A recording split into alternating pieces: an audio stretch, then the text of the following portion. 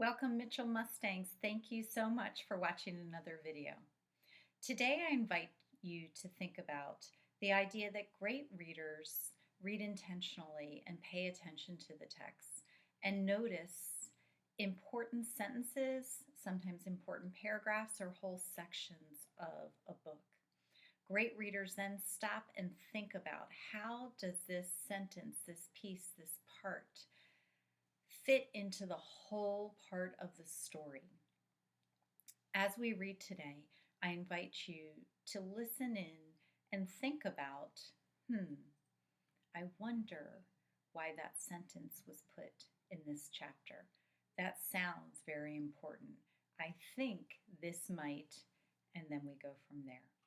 So let's stop and think at important parts as we read.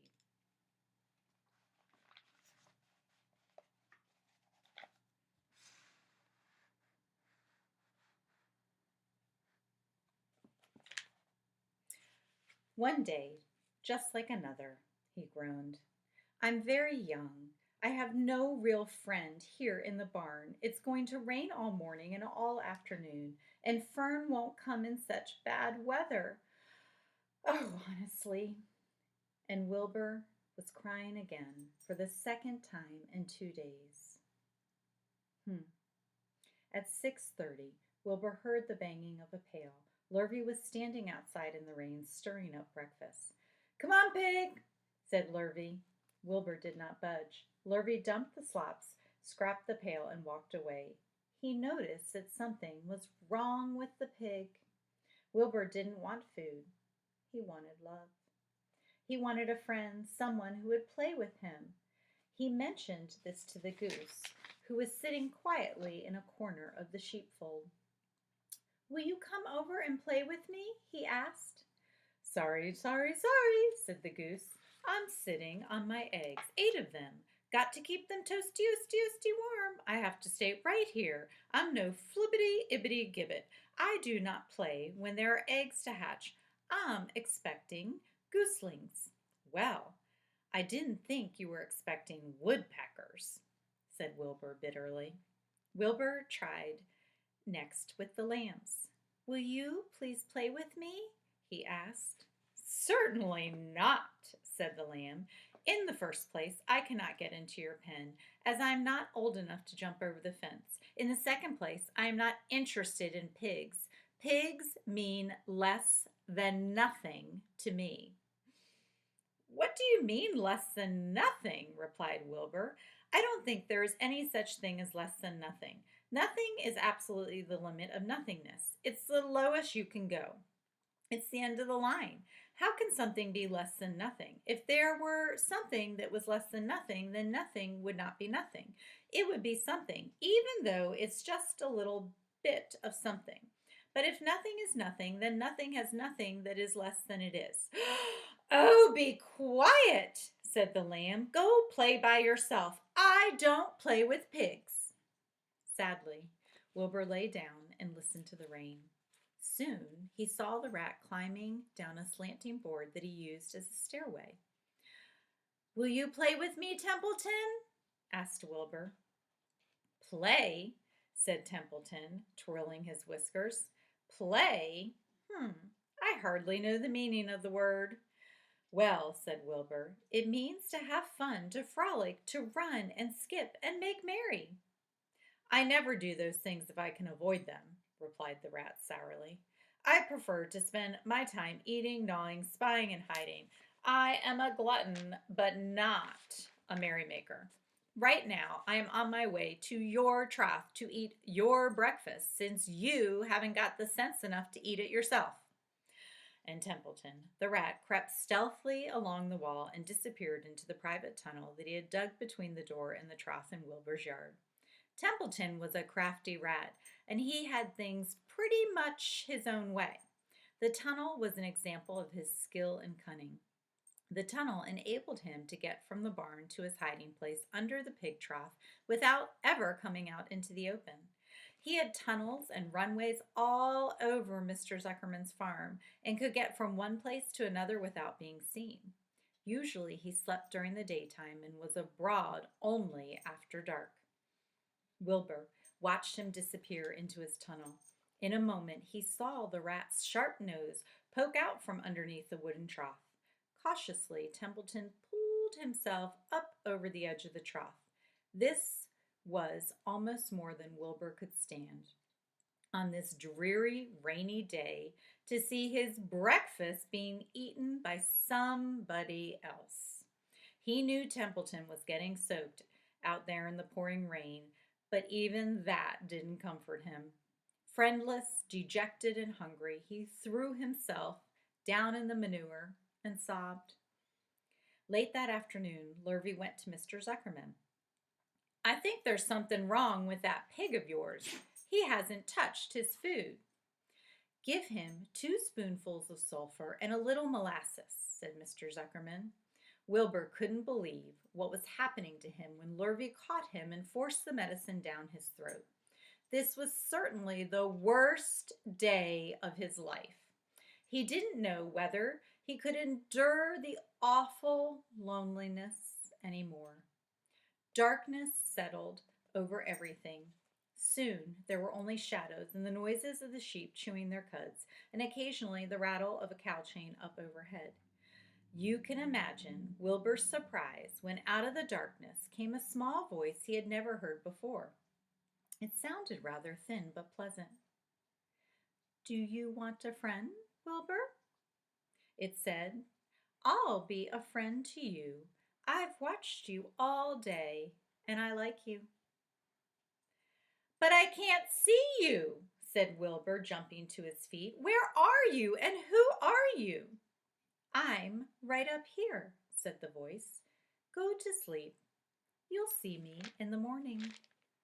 Chapter 5. Charlotte. The night seemed long. Wilbur's stomach was empty and his mind was full. And when your stomach is empty and your mind is full, it's always hard to sleep. A dozen times during the night, Wilbur woke and stared into the blackness, listening to the sounds and trying to figure out what time it was. A barn is never perfectly quiet. Even at midnight, there is usually something stirring. The first time he woke, he heard Templeton gnawing a hole in the grain bin. Templeton's teeth scraped loudly against the wood and made quite a racket. That crazy rat, thought Wilbur. Why does he have to stay up all night grinding his clashers and destroying people's property? Why can't he go to sleep like any decent animal? The second time Wilbur woke, he heard the goose turning on his nest and chuckling to herself. What time is it? Whispered Wilbur to the goose. Probably obby after 11:30, said the goose. Why aren't you asleep, Wilbur? Too many things on my mind, said Wilbur. Well, said the goose, that's not my trouble. I have nothing at all on my mind, but I've too many things under my behind. Have you ever tried to sleep while sitting on 8 eggs? No, replied Wilbur. I suppose it is uncomfortable. How long does it take a goose egg to hatch? Approximately 30 days all told, answered the goose. But I cheat a little. On warm afternoons, I just pull a little straw over the eggs and go out for a walk. Wilbur yawned and went back to sleep. In his dreams, he heard again the voice saying, I'll be your friend. Go to sleep. You'll see me in the morning. I'm going to stop here because I think that I've come across a couple very important lines. In the last chapter, it said that Wilbur, he didn't know whether he could endure the awful loneliness anymore. I think that line is important because I think that we are about to meet a friend. And then my prediction of why that line was important, I think is coming true right here because it says here, I'll be a friend to you. Go to sleep. You'll see me in the morning. I think that that line is super important and that Charlotte's Web is going to be an important piece of this whole story. So this is what great readers do. We notice important lines and many times we connect important lines or important pieces of the story as we read through. So I'm going to read on. About half an hour before dawn, Wilbur woke and listened. The barn was still dark. The sheep lay motionless. Even the goose was quiet. Overhead on the main floor, nothing stirred. The cows were resting, the horses dozed. Templeton had quit work and gone off somewhere on an errand. The only sound was a slight scraping noise from the rooftop, where the weather vane swung back and forth. Wilbur loved the barn when it was like this, calm and quiet, waiting for the light. Day is almost here, he thought. Through a small window, a faint gleam appeared. One by one, the stars went out. Wilbur could see the goose a few feet away. She sat with her head tucked under a wing. Then he could see the sheep and the lambs. The sky lightened.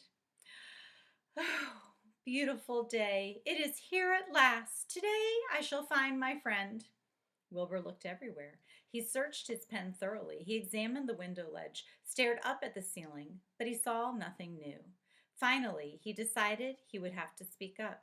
He hated to break the lovely stillness of dawn by using his voice, but he couldn't think of any other way to locate the mysterious new friend who was nowhere to be seen.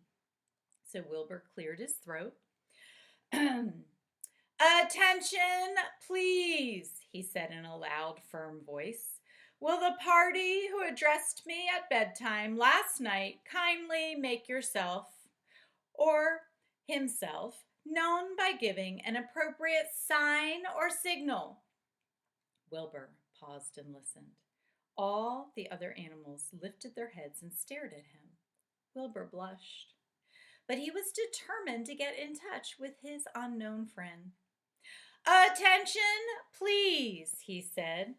I will repeat the message. Will the party who addressed me at bedtime last night kindly speak up?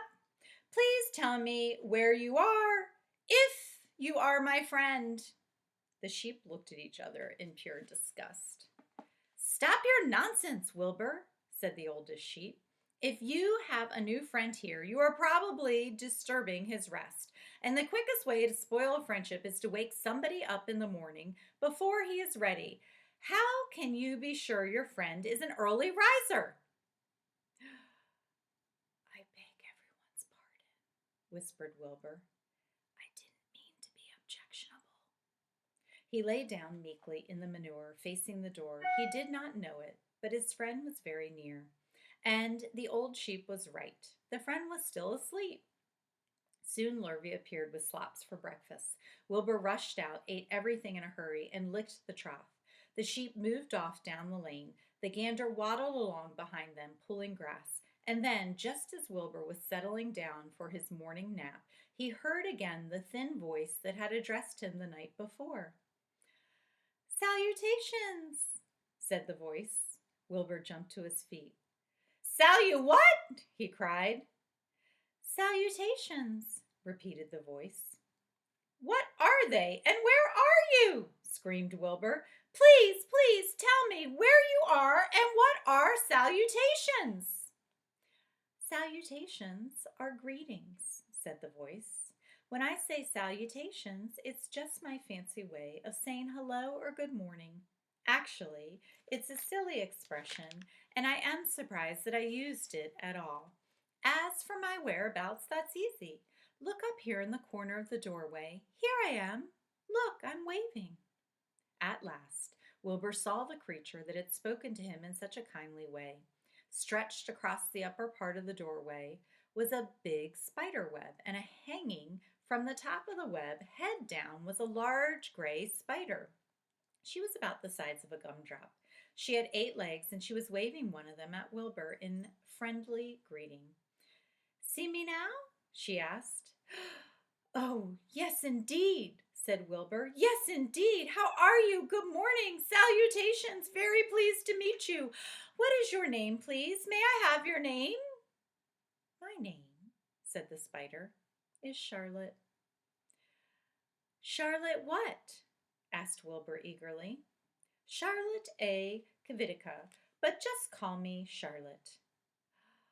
I think you're beautiful, said Wilbur. Well, I am pretty, replied Charlotte. There's no denying that. Almost all spiders are rather nice looking. I'm not as flashy as some, but I'll do. I wish I could see you, Wilbur, as clearly as you can see me. Well, why can't you? Asked the pig. I'm right here. Yes, but I'm nearsighted, replied Charlotte. I've always been dreadfully nearsighted. It's good in some ways, not so good in other ways. Watch me wrap up this fly. A fly that had been crawling along Wilbur's trough had flown up and blundered into the lower part of Charlotte's web and was tangled in the sticky threads. The fly was beating its wings furiously, trying to break loose and free itself. First, said Charlotte, I dive at him. She plunged headfirst toward the fly as she dropped a tiny silken thread unwound from her rear end. Next, I wrap him up. She grabbed the fly, threw a few jets of silk around it, and rolled it over and over, wrapping it so that it couldn't move. Wilbur watched in horror. He could hardly believe what he was seeing, and although he detested flies, he was sorry for this one. There, said Charlotte. Now I knock him out, so he'll be more comfortable. She bit the fly. He can't feel a thing now, she remarked. He'll make a perfect breakfast for me. You mean you eat flies? Gasped Wilbur. Certainly. Flies, bugs, grasshoppers, choice beetles, moths, butterflies, tasty cockroaches, gnats, daddy longlegs, centipedes, mosquitoes, crickets, anything that is careless enough to get caught in my web. I have to live, don't I? Why, yes, of course, said Wilbur. Do they taste good? Delicious. Of course. I don't really eat them. I drink them. Drink their blood. I love blood, said Charlotte, and her pleasant thin voice grew even thinner and more pleasant. Don't say that, groaned Wilbur. Don't say things like that. Well, why not? It's true. And I have to say what is true. I am not entirely happy about my diet of flies and bugs, but it's the way I'm made. A spider has to pick up a living somehow or other, and I happen to be a trapper. I just naturally build a web and trap flies and other insects. My mother was a trapper before me. Her mother was a trapper before her. All our family have been trappers. Way back for thousands and thousands of years, we spiders have been laying for flies and bugs. It's a miserable inheritance, said Wilbur gloomily. He was sad because his new friend was so bloodthirsty. Yes, it is, agreed Charlotte, but I can't help it. I don't know how the first spider in the early days of the world happened to think up this fancy idea of spinning a web. But she did, and it was clever of her too. And since then, all the spiders have had to work the same trick. It's not a bad pitch on the whole. It's cruel, replied Wilbur, who did not intend to be argued out of his position. Well, you can't talk, said Charlotte. You have your meals brought to you in a pail. Nobody feeds me. I have to get my own living. I live by my wits. I have to be sharp and clever, lest I go hungry. I have to think things out, catch what I can, take what comes. And it just so happens, my friend, that what comes is flies and insects and bugs. And furthermore, said Charlotte, shaking one of her legs, do you realize that if I didn't catch bugs and eat them, bugs would increase and multiply and get so numerous that they'd destroy the earth, wipe out everything? Really? Said Wilbur. I wouldn't want that to happen. Perhaps your web is a good thing after all. The goose had been listening to this conversation and chuckling to herself. There are a lot of things Wilbur doesn't know about life, she thought. He's really a very innocent pig. He doesn't even know what's going to happen to him around Christmas time. He has no idea that Mr. Zuckerman and Lurvy are plotting to kill him.